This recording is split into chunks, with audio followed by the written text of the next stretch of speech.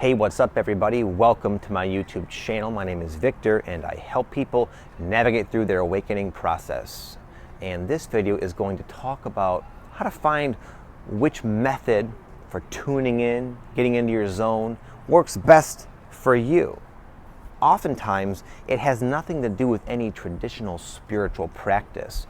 And I'm finding that people are minimizing the effectiveness of these methods that they perceive to be not very spiritual, technically speaking.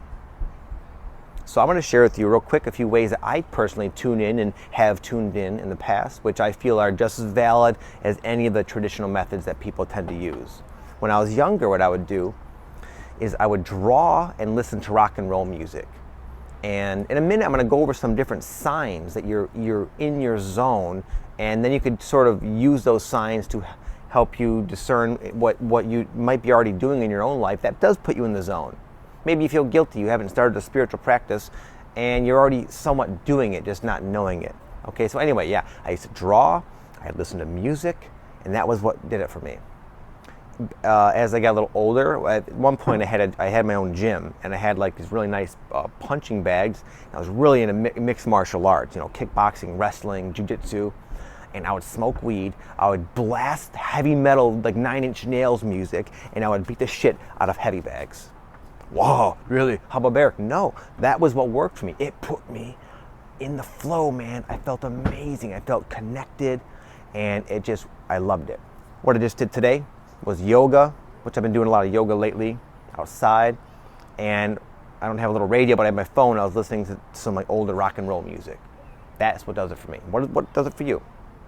Now, I'll get into those signs that I mentioned so you can kind of, again, go into your own life and see what am I doing that gives me these characteristics and feelings of connectedness. And then, once you know it, then you can sort of embrace that and not look at it as less than. And do it more, because getting in the zone is beneficial for a lot of ways, which is obvious. I'm going to go over 7 signs that you are in the zone, that you're doing something, some sort of activity that has put you now in the zone. Okay? The first one is you're sort of daydreaming. Not so much like in a flighty way, but you're kind of in your own little world, your own little bubble. The rest of what's going on around you sort of melts away. That's how I used to feel when I was drawing as a kid. That's how I would feel when I was hitting the heavy bag. There could be like other members and whatnot training at the gym and my other trainers and friends, but I was just in my zone and just, again, you're sort of like daydreaming. You're in your own little world. Number 2 is it's just you're positive, you're optimistic, you're not worried about the future, you're not dealing with the past. You're just sort of like able to look forward in your life with optimism, just a general sense of being at peace with where you are in your life. Even if everything's not perfect, you have a positive mindset about it. Number 3 is it can be, not so much in the instance where I was kickboxing and whatnot, but it can be contemplative. You're just sort of deep in thought, really introspective. You're thinking about yourself, your life, your place in the world, where you want to go, your motives for wanting certain things. You're just sort of like trying to you're in yourself. Again, you're introspective, basically. From this state, this often leads to number 4, inspired ideas. As you're contemplative, as you're in a positive mind frame, as you're in your own little bubble, you oftentimes connect yourself to your higher self, as some say, to your soul self, and you get like these ideas, these downloads of just really good ideas, really just divinely inspired thinking.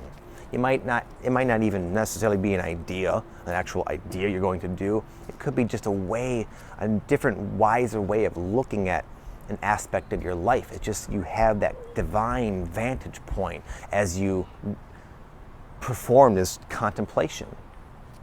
Next one is just you're at peace.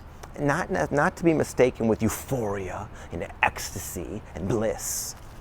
At peace. There's nothing in this moment anyway. There might be things in your life you got to deal with it that perhaps might cause you stress, but in this moment, in this connection, you're not thinking about them.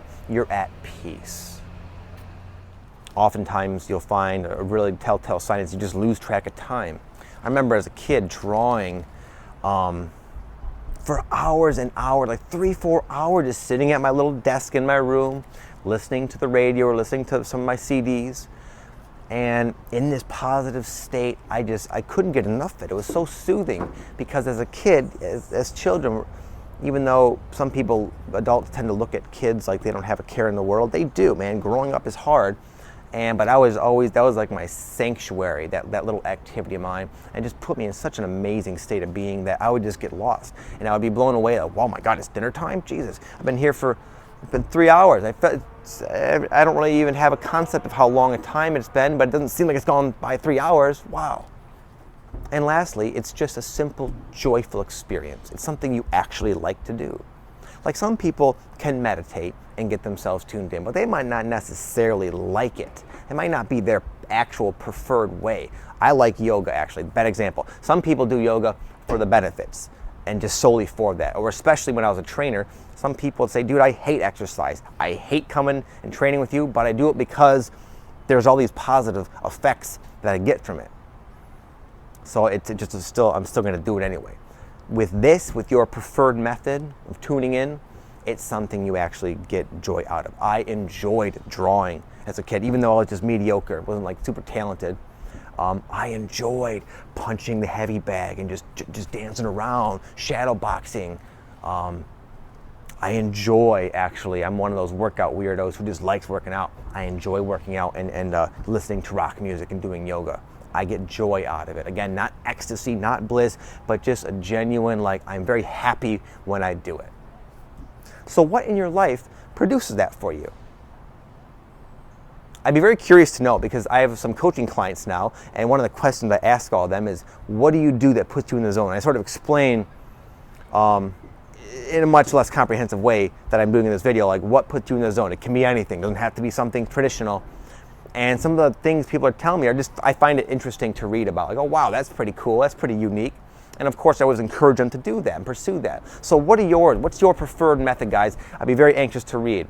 So that's it. Just want to make that video on that again. So you can embrace whatever does work for you, because you can get better at that and get yourself in the zone at will and have fun doing it. So with that, I will close. Have an amazing day. Love you all. Namaste.